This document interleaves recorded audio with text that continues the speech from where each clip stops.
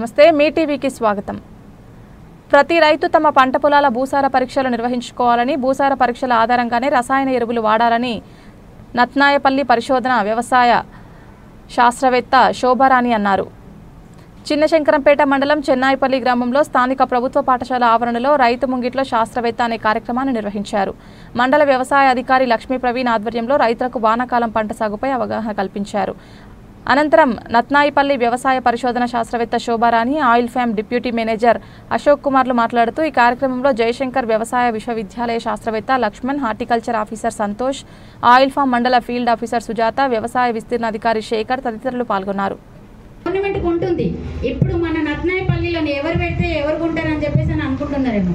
మేము నత్నాయపల్లిలోనే ఒక టింబర్ మీకు చాలా హార్డ్ కెమికల్స్ ఇప్పుడు గట్టిగా ఇప్పుడు మనకి ఏమన్నా జలుబు, దగ్గు, జ్వరము వచ్చింది అని అంటే మరి మొక్కలకి ఏంటి పాపం అవేం అన్యాయం చేసినాయి.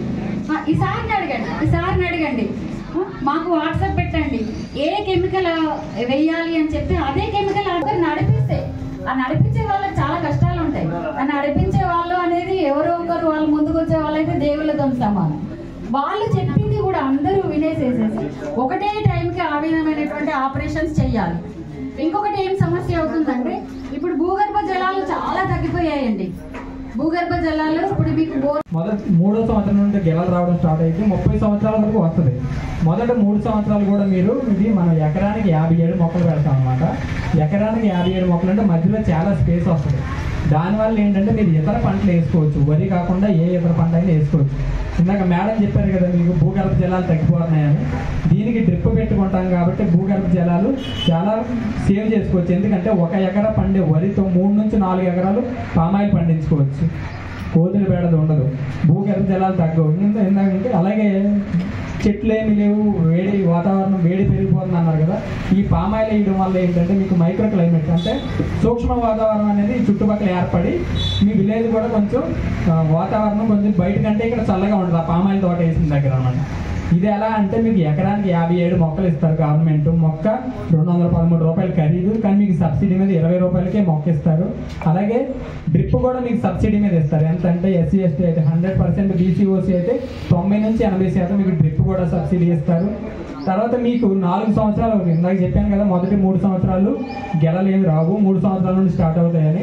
అందుకని మొదటి 4 సంవత్సరాలు మీకు గవర్నమెంట్ మెయింటెనెన్స్ కోసం అంటే మొదటి 3 సంవత్సరాలు మీరు ఏమన్నా కొద్దిగా ఎరువులు వేయడం కోసం లేదా అంతర పంటలు పెట్టినందుకు కోసం ఎకరానికి 4200 మీకు అకౌంట్లో వేస్తుంది అనమాట గవర్నమెంట్ పామాయిల్ వేయడం వల్ల.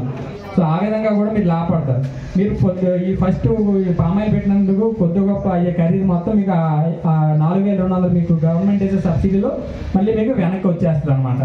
దీనివల్ల ఏంటంటే ఫస్ట్ ఈ ఎకరానికి మీరు 57 చెట్లు గట్ట ఇప్పుడు పెట్టుకుంటే మీకు 30 సంవత్సరాల వరకు ఆదాయం వస్తుంది. మీరు 3 సంవత్సరాలు దాన్ని జాగ్రత్తగా కాపాడుకోగలిగితే 30 సంవత్సరాలు మిమ్మల్ని బాగా జాగ్రత్తగా చూస్తుంది అనమాట పామాయిల్.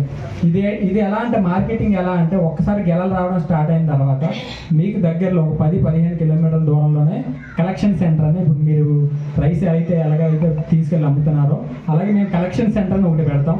మేమే వచ్చి మీ దగ్గర తీసుకుంటాం. అక్కడ మీరు ఆ కలెక్షన్ సెంటర్లో వేస్తారు. అక్కడ నుంచి మేమే గెలలు తీసుకెళ్ళి ఫ్యాక్టరీలో వేసుకుంటాం. మీరు అక్కడ వేసిన 15 రోజుల్లో మీకు అకౌంట్లో పడతాయి అన్నమాట డబ్బులు. ఎలా అంటే దీని దిగుబడి ఎలా అంటే మీకు ఇది సరాసరి సంవత్సరానికి వచ్చి 10 టన్నులు దిగుబడి వస్తుంది. ప్రజెంట్ టన్ను వచ్చి 20,000 ఉంది. మీకు 10 టన్నులు అంటే 2 లక్షల ఆదాయం వస్తుంది అనమాట. మీ బోర్ వాటర్ ఉప్పు నీళ్ళు అవుతున్నాయి.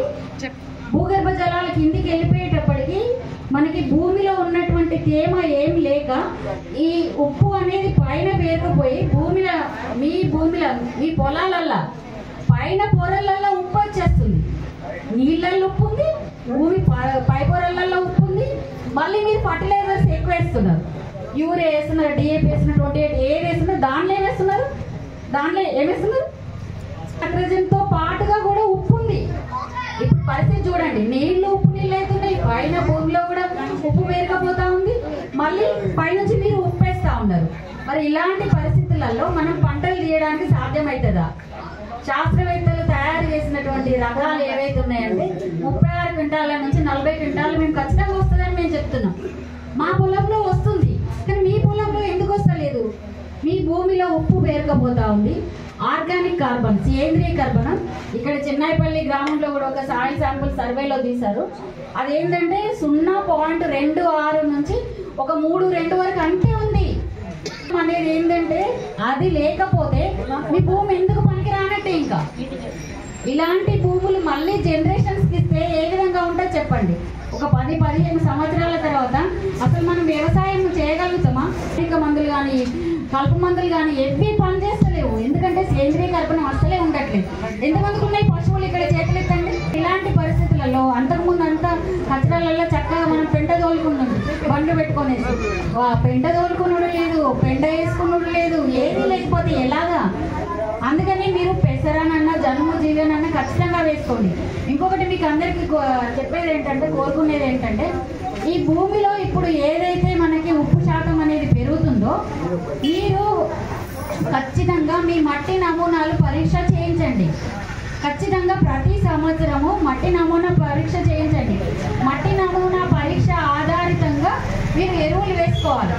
ఇక్కడ మీకు ఏమైనా డిపార్ట్మెంట్లో కెమికల్స్ లేవు, మీకు సరైనటువంటి రిపోర్ట్ రాలేదు అని అంటే మీరు అగ్రికల్చర్ యూనివర్సిటీని సంప్రదించండి.